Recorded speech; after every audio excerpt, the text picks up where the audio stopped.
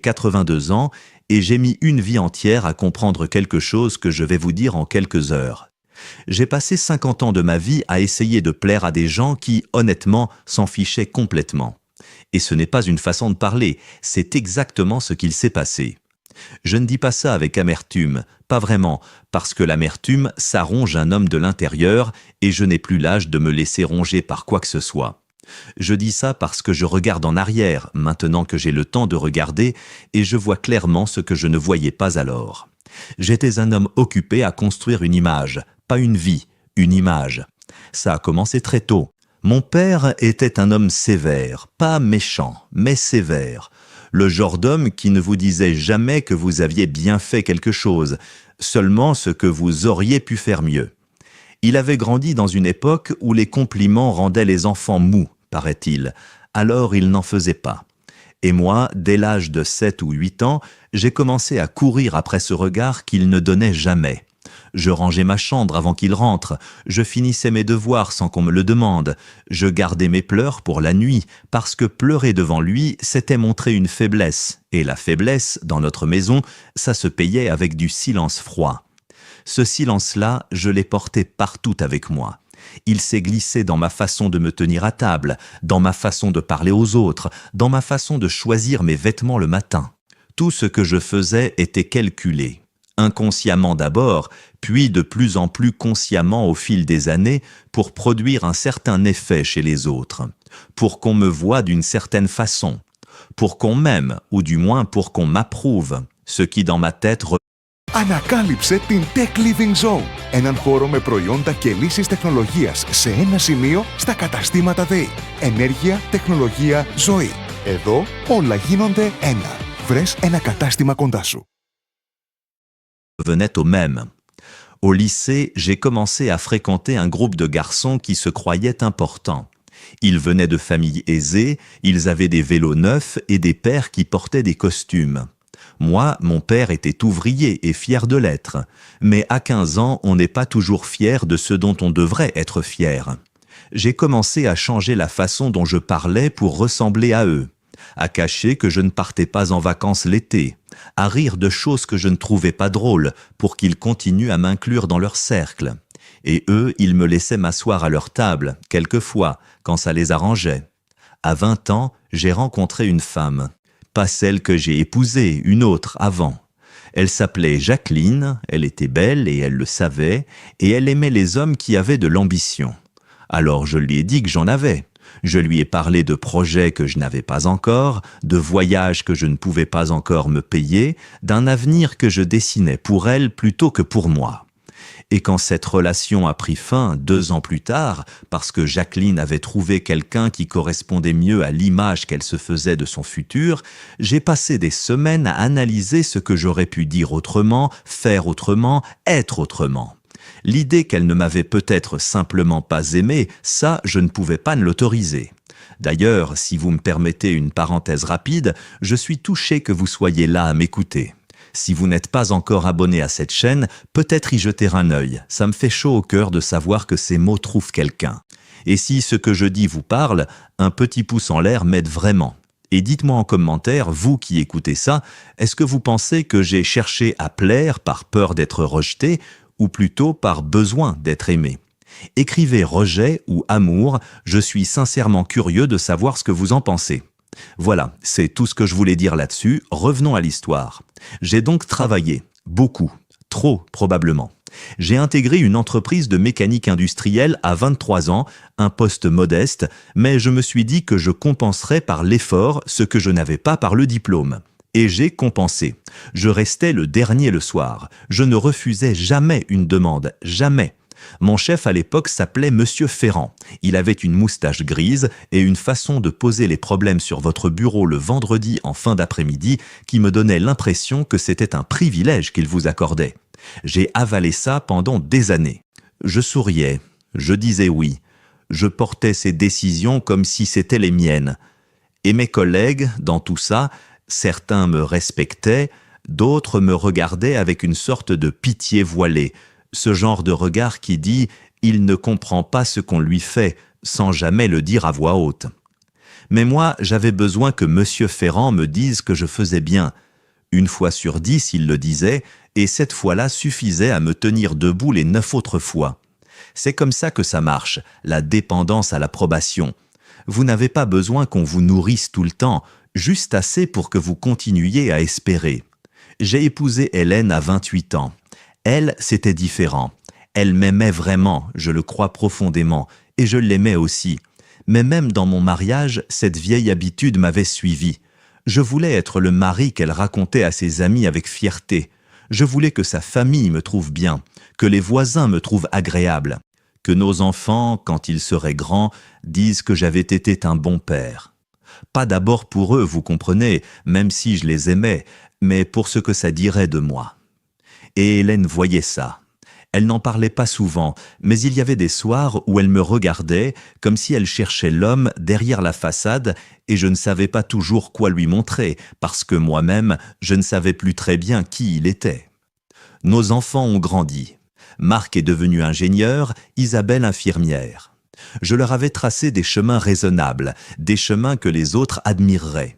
Et ils ont suivi, en partie parce qu'ils m'aimaient, en partie parce que c'est ce que les enfants font quand leurs parents veulent trop fort quelque chose pour eux. Ce que je n'avais pas compris, c'est que leur approbation à eux, leur amour à eux, j'en avais besoin autant que de leur réussite, et que j'avais un peu confondu les deux. À 40 ans, j'ai eu une promotion importante. Chef de service. 15 personnes sous ma responsabilité. Et là, quelque chose d'étrange s'est produit. Au lieu d'être soulagé, d'être fier, j'ai senti une pression nouvelle, plus grande encore. Parce que maintenant, ce n'était plus seulement un chef à impressionner, c'était une direction entière, des clients, des fournisseurs, mes propres employés. Le cercle s'était élargi et avec lui, le besoin de plaire à tout le monde à l'intérieur de ce cercle. Από τη στιγμή που γεννιέσαι, γεννιέμαι κι εγώ σαν γονιός. Και για πρώτη φορά έχω κάποιον δίπλα μου. Respect στη γονεϊκότητα. Μέσα από το πρόγραμμα για την προαγωγή των γονεϊκών δεξιοτήτων, στηρίζουμε τους γονείς στην ανατροφή των παιδιών τους. Μπες στο παιδικεψυχικηυγεία.gov.gr. Je me souviens d'une réunion où j'avais préparé pendant des heures une présentation sur la réorganisation d'un département. J'avais tout anticipé, les questions difficiles, les objections possibles. J'avais même prévu des petites anecdotes pour détendre l'atmosphère. La réunion s'est bien passée, tout le monde a acquiescé. Et en rentrant chez moi ce soir-là, j'ai réalisé que je n'avais défendu aucune de mes convictions réelles. J'avais présenté ce que je pensais que la direction voulait entendre, habillé de mes mots à moi pour que ça ressemble à mes idées. C'était la première fois que je voyais ça clairement. Et ça m'a mis mal à l'aise pendant quelques jours avant que la routine reprenne et que j'oublie. Hélène est tombée malade quand j'avais 53 ans. Un cancer du sein, découvert tard parce qu'elle avait repoussé les examens, elle qui s'occupait de tout le monde sauf d'elle. On a eu 3 ans entre le diagnostic et la fin. 3 ans pendant lesquels j'ai découvert quelque chose que je n'aurais pas dû mettre autant de temps à comprendre. Quand vous tenez la main de quelqu'un la nuit dans une chambre d'hôpital, vous ne pensez pas à ce que les autres pensent de vous. Vous êtes là, juste là, et c'est tout ce qui compte. C'est la seule fois de ma vie adulte où j'ai vécu 1 heure entière sans me soucier de l'image que je renvoyais. Et cette heure-là, cette façon d'être là sans calcul, c'est la chose la plus vraie que j'ai jamais faite. Après la mort d'Hélène, j'ai continué. On continue. Je suis retourné au travail, j'ai revu les enfants aux fêtes, j'ai souri aux gens de l'immeuble, j'ai bu du café avec des collègues qui me demandaient comment j'allais et à qui je répondais « bien » sans vraiment m'arrêter sur la question. Et tout ça, je le faisais encore avec cette habitude profondément ancrée de vouloir que personne n'ait à me plaindre, que personne ne me voie faiblir, que tout le monde continue à me trouver solide et convenable. J'ai pris ma retraite à 65 ans. Et là, pour la première fois, il n'y avait plus personne à impressionner chaque jour. Plus de chefs, plus de clients, plus de collègues, plus de réunions. Et je me suis retrouvé face à quelque chose que je n'avais jamais eu le temps d'affronter. Le silence de ma propre compagnie. Qui étais-je quand personne ne regardait? Je ne savais vraiment pas répondre à cette question. J'ai commencé à marcher, beaucoup, tous les matins, 1 heure, parfois 2. Pas pour faire de l'exercice, pas pour que le médecin me dise que j'allais bien, juste pour marcher. Et dans ces promenades, les souvenirs revenaient, les visages revenaient, et je me mettais à faire quelque chose que je n'avais jamais vraiment fait avant, je me posais des questions honnêtes. Pas pour trouver des réponses satisfaisantes à donner à quelqu'un, juste pour les poser. Monsieur Ferrand, est-ce qu'il se souvient de moi? Probablement pas. Il est mort depuis longtemps d'ailleurs, quelqu'un me l'a dit dans un couloir il y a des années. Le groupe de garçons du lycée, ceux pour qui j'avais changé ma façon de parler, certains sont devenus des gens ordinaires, avec des vies ordinaires, et les fois où je les ai recroisés par hasard à l'âge adulte, il n'y avait pas l'ombre d'une dette entre nous, pas l'ombre d'une reconnaissance pour tout ce que j'avais plié en moi pour avoir une place à leur table. Jacqueline, je n'ai aucune idée de ce qu'elle est devenue. La direction de l'entreprise, pour qui j'ai donné 20 années intenses, quand je suis parti à la retraite, il y a eu un pot, quelques discours polis, et 2 semaines après mon remplaçant avait réorganisé mon bureau. Ce n'est pas de la tristesse que j'éprouve en disant tout ça, c'est quelque chose de plus net, plus froid. Comme regarder une équation et voir qu'elle ne tient pas. J'avais investi 50 ans à nourrir des relations, des hiérarchies, des cercles sociaux, avec la monnaie de mon authenticité. Et ce n'est pas que les gens étaient mauvais, la plupart étaient simplement occupés à vivre, comme nous sommes tous occupés à vivre. Ce n'est pas leur faute si je leur avais accordé le rôle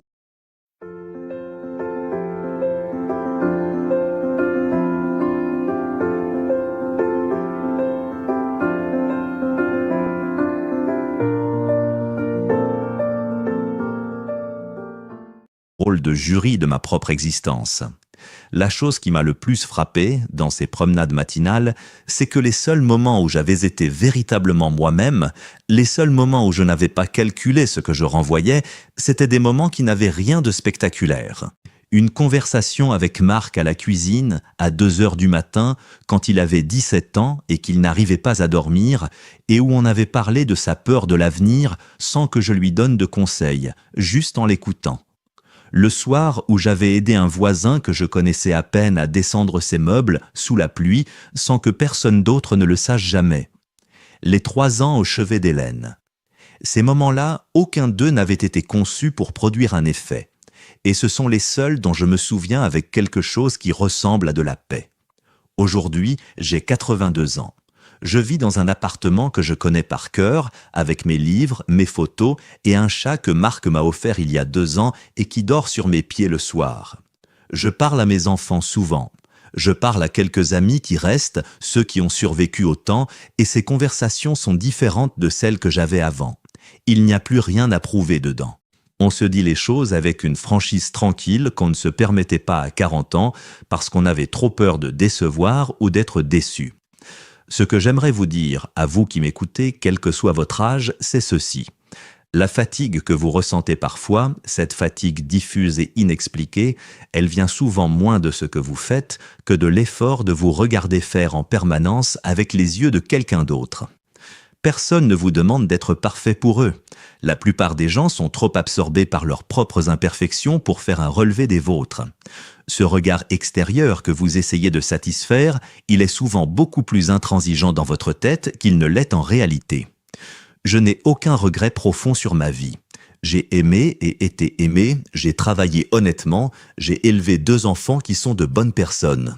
Mais si je pouvais changer une seule chose, ce serait d'avoir commencé plus tôt à me demander ce que moi je voulais vraiment, pas ce qui ferait bonne impression, pas ce qui rendrait les gens autour de moi à l'aise avec qui j'étais. Juste ce que moi, Robert, j'avais envie de faire de cette vie qu'on ne donne qu'une fois. Il vous reste du temps, plus que vous ne le croyez, et peut-être moins que vous le souhaiteriez. Mais quel que soit ce qu'il vous reste, il appartient à vous, pas à l'image que vous construisez pour les autres, à vous. Si ce que je vous ai raconté ce soir vous a touché d'une façon ou d'une autre, je serais heureux que vous laissiez un pouce en l'air sous cette vidéo, non pas pour moi, mais parce que ce geste permet à d'autres gens comme vous de trouver ces histoires-là. Et si vous voulez continuer à m'écouter, abonnez-vous à cette chaîne, on se retrouvera ici de temps en temps, et je crois que ces moments-là valent la peine d'être partagés. Il y a une autre vidéo sur cette chaîne dont je vous recommande de jeter un œil. Elle parle d'une chose que j'ai apprise très tard sur les amitiés qui durent vraiment, et je pense qu'elle vous dira quelque chose d'important. Pour l'instant, prenez soin de vous, vraiment. over misty English streets and through an English distillery